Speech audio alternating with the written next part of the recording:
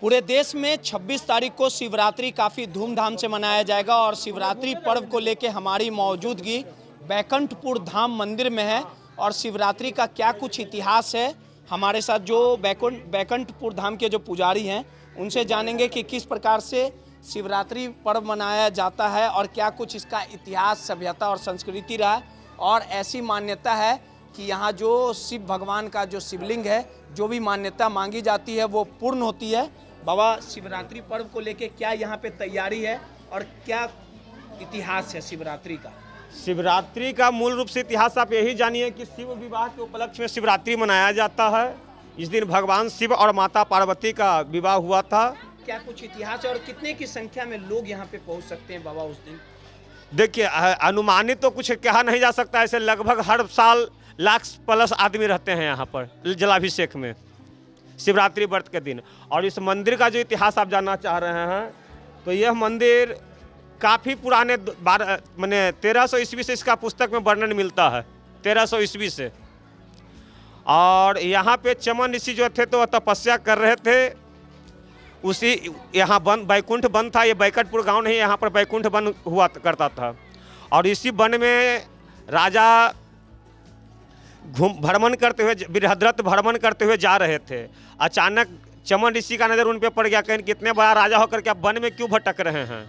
तो वही राजा बृहद्रथ बोले कि भाई राजा तो हम बड़े हैं मगर मेरे राज को देखने वाला कोई नहीं है, इसी कारण से हम दुखित होकर के वन में भटक रहे हैं।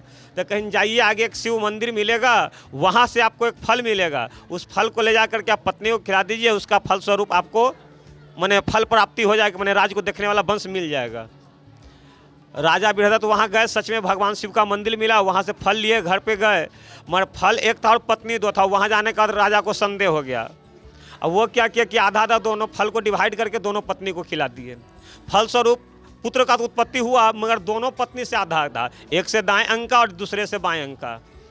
कुछ देर तक राज में लोग खुशी मनाए। जब धीरे धीरे लोगों को पता चला कि भाई इस प्रकार से बालक का जन्म है जो किसी काम का नहीं है, तो फिर सब लोग मायूस हो गए और राजा ने उस बालक को जंगल में फेंकवा दिए। उसी जंगल में जरा नाम की राक्षसनी रहती थी। वह राक्षसनी को मनुष्य का सुगंध मिला, वह मनुष्य समझ करके एक बालक देखा हुआ फेंका हुआ देखा तो वो उठा लिया।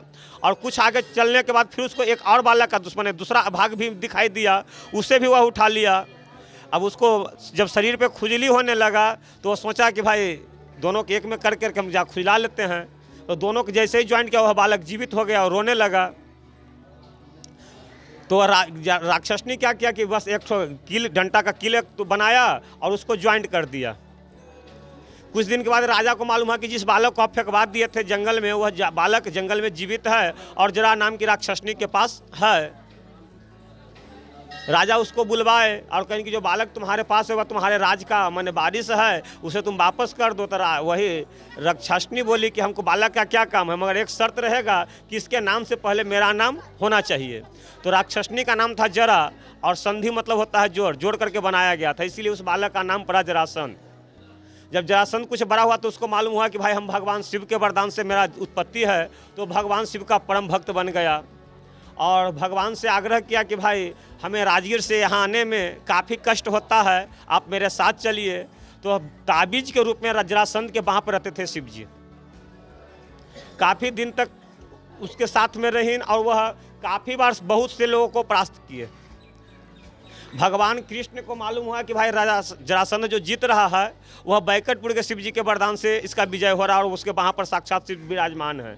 तो वह क्या किया कि यहाँ करके भगवान कृष्ण शिव जी को मनाने लगे कि भाई आखिर असुर का विजय होगा तो देवताओं को कौन पूछेगा, इसलिए इस बार विजय का वरदान मुझे दीजिए। कहने मेरे पास जो आएगा उसको हम विजय का वरदान देंगे, इस बार तुम आ गए तुम ही को दे देते हैं।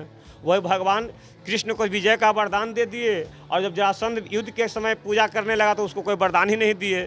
तब जरासंध के मन में यह शक हुआ कि भगवान का शक्ति समाप्त हो चुका है।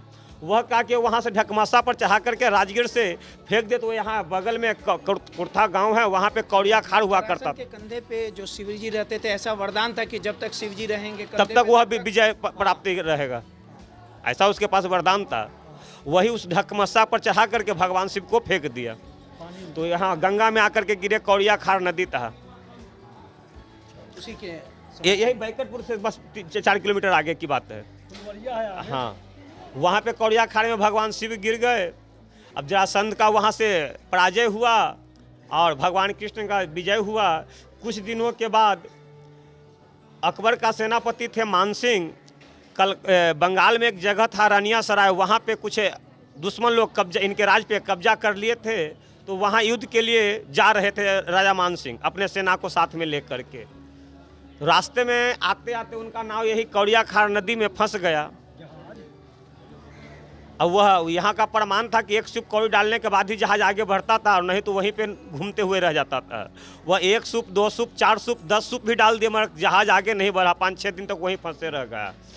उसी बीच आवर में जब फंसा हुआ नाव था तो वह नाव में ही आराम कर रहे थे राजा माने सेनापति मानसिंह। तो उनको भगवान स्वप्न दिखाए कि तुम्हारे नाव के नीचे हम फंसे हुए हैं, बगल में मेरा मंदिर है, तुम निकाल के मेरा वहाँ पे जीर्णोद्धार कर दो, तुम्हारा नाव सही हो जाएगा। तब वो मैंने सुबह कहीं कि है हम तो अभी खुद संकट में पड़े हुए हैं कि मेरे राज पे दूसरा लोग कब्जा किए हुए हैं, वहाँ से विजय होकर के आएंगे तो हम यह काम आपका सबसे पहले कर देंगे। ऐसा मन में सोचा और सुबह होते ही अपने आप नाई उनका जहाज स्टार्ट हो गया और सुबह सुबह बढ़ने लगा। वह बंगाल जैसे ही पहुँचे, इनका नाम सुन करके दुश्मन लोग वहाँ से भागे, युद्ध भी नहीं करना पड़ा। भगवान का वरदान का यह महिमा था कि बिना युद्ध किए हुए ही इनका विजय हुआ। तो वहीं से अपने गांव पर मैंने सैनिक लोग को भेजे कि गांव पर जाकर मेरी माँ को और मेरे पुरोहित लोग को खबर कर दो कि बैकटपुर में वो लोग आए और हम भगवान का प्राण प्रतिष्ठा करना चाहते हैं। वही वहाँ से अपने उनकी माँ भी पहुँची और बंगाल से ये लोग भी पहुँच गए यहाँ पे।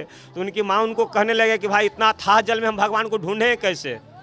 तो वही भगवान उनकी माँ को भी स्वप्न दिखाए कि हमको ढूंढने का जरूरत नहीं है, आप आंचल फैला करके मेरे गंगा में गोता लगाइए, हम आपके आंचल में आ जाएंगे।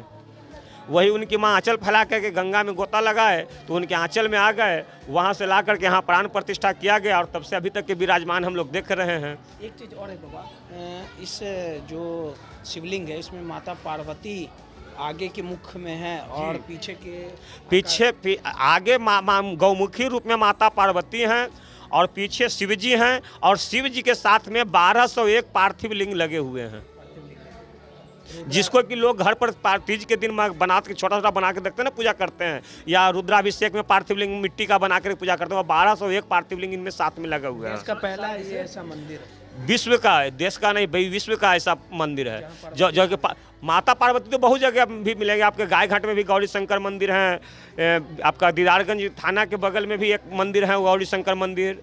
गौरी शंकर मंदिर आपको बहुत जगह मिलेंगे, मगर ऐसा 1201 जो पार्थिव लिंग साथ में नहीं मिलेंगे। नहीं। कितने बजे से पूजा स्टार्ट हो जाएगा शिवरात्रि के दिन यहाँ पे? शिवरात्रि के दिन 12:30 बजे रात्रि से पूजा स्टार्ट हो जाएगी। रुद्राभिषेक विशेष तौर पर? रुद्राभिषेक उस दिन नहीं, उस दिन सिर्फ जलाभिषेक होगी माता पार्वती और शिव भगवान का। जी, सिर्फ जलाभिषेक। क्या नाम हुआ? मेरा नाम मुकेश पांडे हुआ।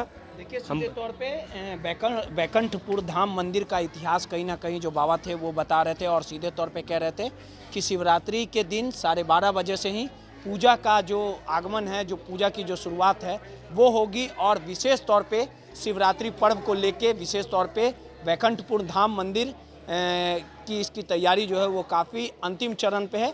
लाखों लाख की संख्या में शिवरात्रि के दिन यहाँ पे पहुँच सकते हैं। सहयोगी अनिल के साथ रोहित, दर्शनीय पटना।